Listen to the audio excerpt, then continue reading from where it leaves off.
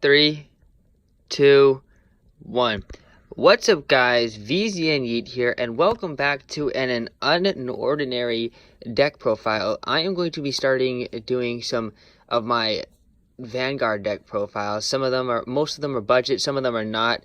But I'm going to be starting to post deck profiles a lot more for all my card games I play, not so I can keep track, but to also share them with you guys so I can show you my opinions, you guys give me feedback, or you can use my deck as a guideline to build your own version in a more competitive state.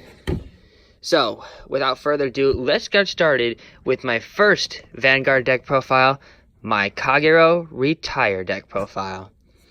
And of course, this is a standard deck profile, standard Kagero Retire deck profile, I should say. And it is a force marker clan, which means you put it under a thing, it gives it 10k. And just so you know, you can play as many of the force markers you play. I just have my whole stack of force markers for all my decks here. But just do yourself a favor and play at least a minimum of 3 force markers. And you can play more, obviously, just have a minimum of 3. You play more. So I'll have to preface on that. But for the deck profile, for starters, we play your main grade 3, 4 copies of Dragonic Overlord. Dragonic Overlord, your boss monster. On Vanguard, Soul Blast 1, this unit gets plus 10k until the end of the turn. And on Vanguard first turn, when its attack hits, Counter Blast 1 and discard 2 cards from your hand. Stand this unit, gets -1 drive until the end of the turn. Great card. You can use it to attack your opponent's rear guard and then hit the Vanguard. Great card. Helps retire. Just overall general boss monster. And then for the other grade 3s, we are playing 3 copies of Cruel Dragon. Yes, I'm not playing Waterfall. This is more my budget, but I like this Retire version because I can go for early game with Cruel Dragon, and because I've run into a lot of soul mix-up problems. When Cruel Dragon hits, he soul charges 1 and then returns to the hand, which means he becomes fodder for perfect guards easily, and he fuels up Overlord for soul, which is just really good in general. Now, you could play a 4th copy of Cruel Dragon, but I just take in 1 copy of Wyvern Strike Agaruda here. He doesn't see any play at all, but you CB2 and choose one of your opponent's rear guards and retire it. I find it helpful to get rid of opponent's rear guard, so if I'm playing against Zanbaku, it helps me get rid of the left or right arrestor, so it forces him to search or find a way to get another one out on the field so he can't grade lock me.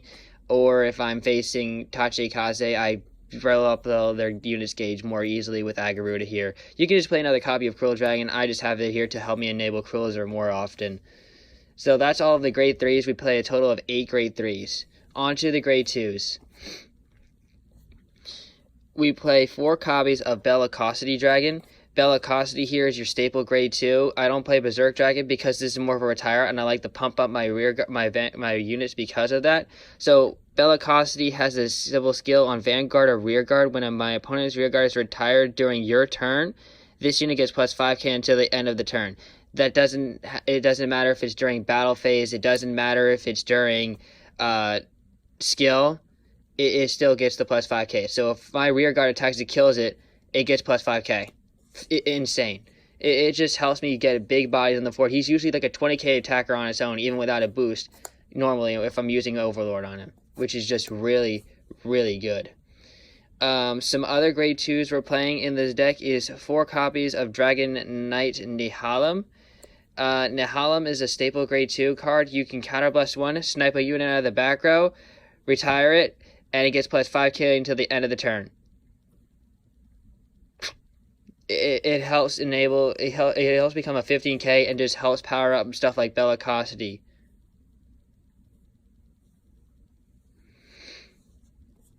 So that's just really good.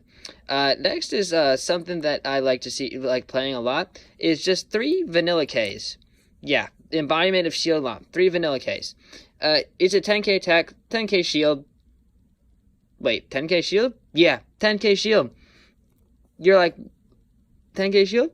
10k shield. Grade 2s don't have 10k shield? Like normal Bellicosity? Only got 500. Bellicosity, yeah. Lom here, got 10k. We play him simply for the extra shield in a normal vanilla grade 2. Simple spotted.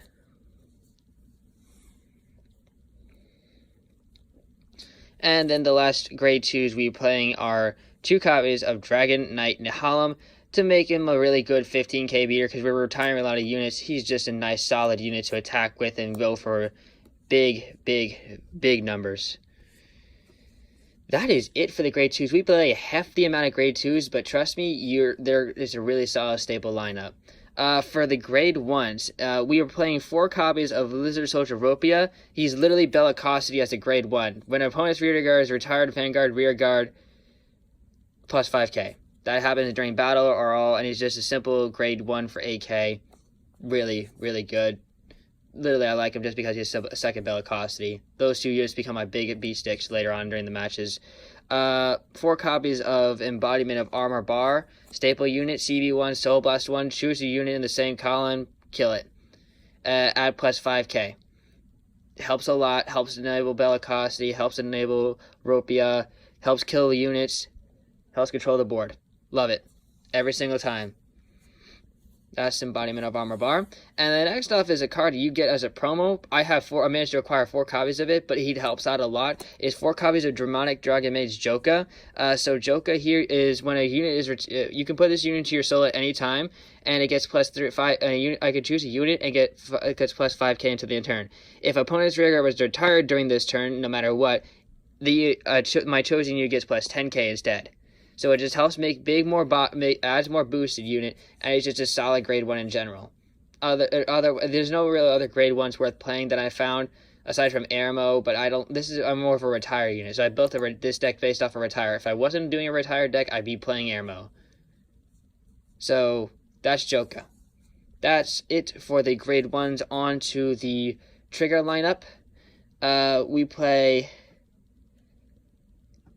1, 2, 3, 4, 5, 6 crit. 6 crit, 2 copies of Rakshasa, 4 copies of Tar. Standard lineup for triggers, self-explanatory. I choose 6 because I like to have a way of getting more cards in my hand, especially if I'm playing Kagero, so I can have more options and definitely have go into my early game rush with Cruel Dragon. So I play we play 6 triggers. 4 of the PGs 4 of the draw PGs, which is Wyvern Garbery is a must.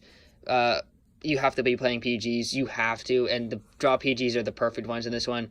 And then 2 extra Ruby Gem and Carbuncles just to help my deck balance out.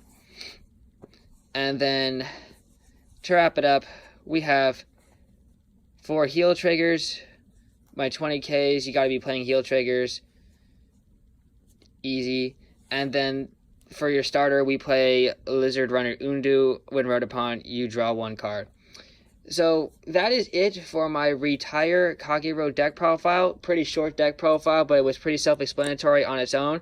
If you guys have any questions or comments or tips, let me know down below, and I will answer them as soon as I can. Don't forget to like, comment, and subscribe, and I will see you guys in the next deck profile.